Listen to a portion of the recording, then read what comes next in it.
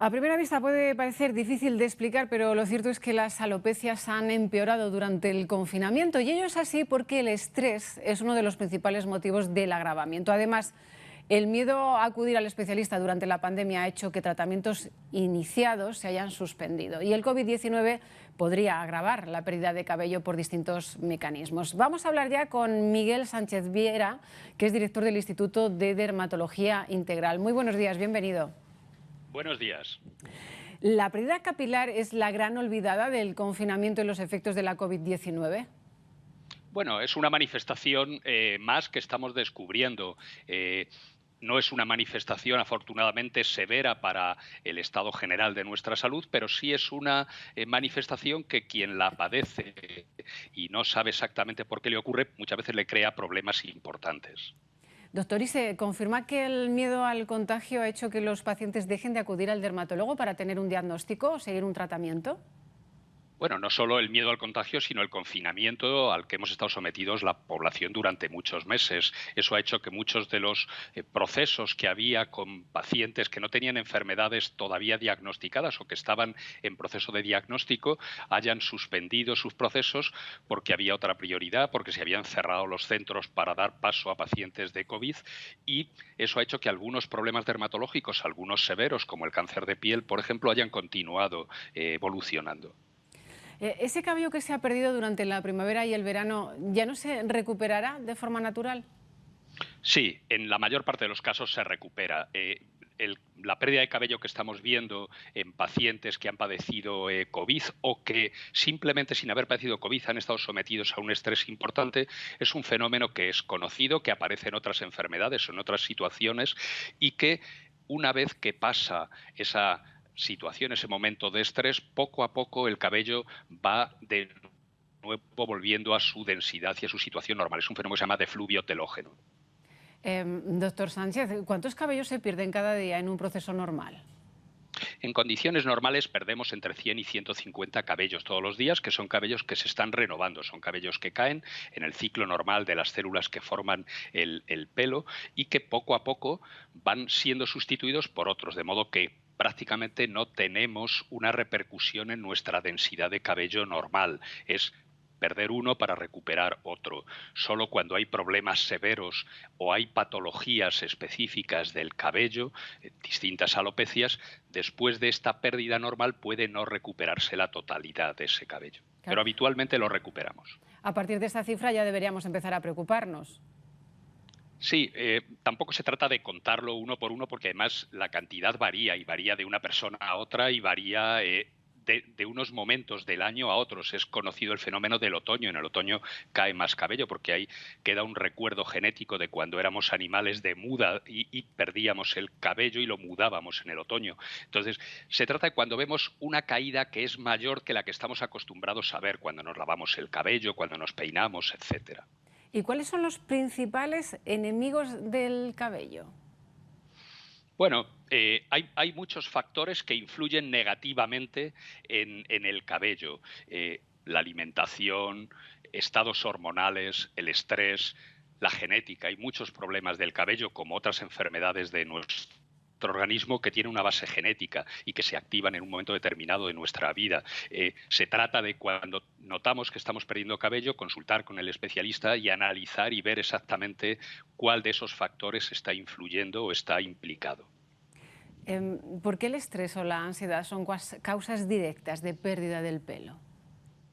Bueno, el estrés no es bueno para nada para muchas enfermedades el estrés es un factor agravante y en el cabello del mismo modo, no es la única causa que hace que perdamos cabello, pero sí que cuando estamos sometidos a situaciones de estrés tenemos una pérdida de cabello mayor de la normal y si tenemos alguna patología del pelo, si tenemos alguna alopecia, normalmente se agrava. Pero como digo, no es algo específico del cabello. Ocurre con las úlceras de estómago, ocurre con muchas enfermedades. Claro, ¿la caída del cabello en placas es una consecuencia de un proceso continuado de estrés? Bueno, no exactamente. Hay una enfermedad que es muy conocida, que conocemos bien los dermatólogos, que se llama alopecia areata, que puede manifestarse desde la infancia, en la que aparecen de manera súbita, muy rápida, calvas redondas que a veces confluyen y pueden llegar a producir una pérdida total de cabello. Esas calvas, esa alopecia areata, tiene muchas causas. Una de ellas es genética. Hay familias que la padecen prácticamente todos sus miembros, pero el estrés es una de las causas frecuentes de esa alopecia areata. ¿Y por qué la COVID-19 afecta a nuestro cuero cabelludo? Hay varias hipótesis, se está estudiando, no tenemos, es un fenómeno nuevo como todo lo que ha traído la COVID-19 y es un fenómeno que estamos empezando a analizar. Uno de ellos es, como digo, la situación de estrés. Enfermos que han padecido la enfermedad de una manera grave, que han estado en la UCI, tienen esa manifestación de defluvio telógeno que la vemos en otras enfermedades, en otros procesos que han producido, que nos han obligado a estar en la UCI y en tensión. Pero sabemos también que el virus afecta y tiene receptores en muchas células del organismo, no solamente en células respiratorias. Por ejemplo, se ha descubierto recientemente que en las células grasas hay receptores para el COVID-19 y sabemos también que hay alguna relación entre esos receptores y unas hormonas que influyen mucho en el ciclo del cabello, que son los andrógenos. Entonces, hay varias hipótesis, hay varios caminos, iremos conociendo poco a poco cuáles son esos mecanismos. En todo caso, ¿han aumentado las consultas de pacientes que han padecido esta enfermedad y han sufrido una pérdida de mayor cabello que antes de estar infectados por el coronavirus?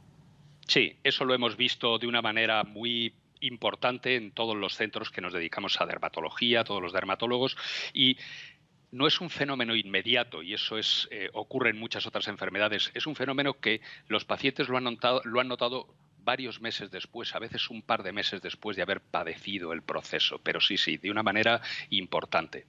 Doctor, ¿y qué riesgos corren los pacientes que no recuperan sus revisiones dermatológicas? Bueno, depende de qué problema tuviesen. Eso sí que debemos aconsejar a los pacientes volver, afortunadamente, la situación siguiendo las recomendaciones en cada momento y en cada lugar de las autoridades sanitarias, pero recomendamos volver a sus citas, a sus controles, porque hay muchos tipos de enfermedades dermatológicas. Algunas son molestas, pero no son severas, pero hay algunas que son severas. El cáncer de piel, hay muchos tipos de cáncer de piel, pero algunos de ellos pueden ser realmente peligrosos para la vida y pueden producir metástasis y pueden producir desafortunadamente muerte. Entonces, no dejemos nuestras revisiones, pongámonos en contacto con nuestros especialistas, nos dirán en cada momento cómo y cuándo debemos hacer nuestra visita, con las medidas de seguridad que todos sabemos, la mascarilla, por supuesto, las distancias, el gel de manos, el lavado de manos, pero volvamos a nuestras revisiones y volvamos a nuestras rutinas, igual que volvemos a los colegios. Doctor Sánchez Viera, ¿y la telemedicina cree que puede ser una solución eficaz en el caso de la dermatología? Bueno, puede ayudar en muchos casos y, de hecho, en los momentos duros de la pandemia, en el momento duro del confinamiento, muchos pacientes han podido seguir siendo atendidos y controlados por su especialista gracias a la telemedicina.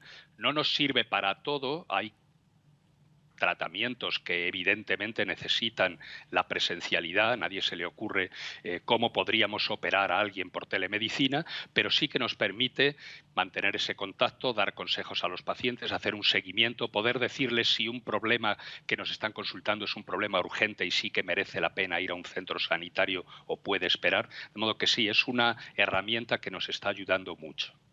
Bueno, para terminar, le voy a preguntar sobre esos hábitos obligados que tenemos que tener ahora debido a la pandemia.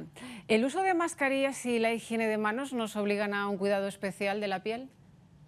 Sí, sobre todo la higiene de manos, el lavado repetido, el contacto con geles alcohólicos, sí que nos obliga a que utilicemos más hidratación de la habitual, porque todos estos productos van produciendo un deterioro de la capa externa de la piel, lo que se llama estrato córneo, que es lo que nos mantiene hidratada y que es lo que nos asegura que tengamos una barrera eficaz para que otros agentes que pueden ser problemáticos no la atraviesen. Entonces, como se produce esa deshidratación continua, tenemos que contrarrestarla hidratando frecuentemente esas manos que estamos lavando con frecuencia. En cuanto a la mascarilla, el tema es diferente. La mascarilla nos produce de alguna manera una oclusión en una zona de nuestra piel y un roce de manera repetida. Hay pieles que lo toleran perfectamente, pero hay otras pieles que no. En esos casos podemos optar por esas mascarillas que tienen eficacia, pero que son de materiales textiles, el algodón, por ejemplo, con distintas capas o con filtros en su interior, pero que transpiran mejor y que producen un roce menor.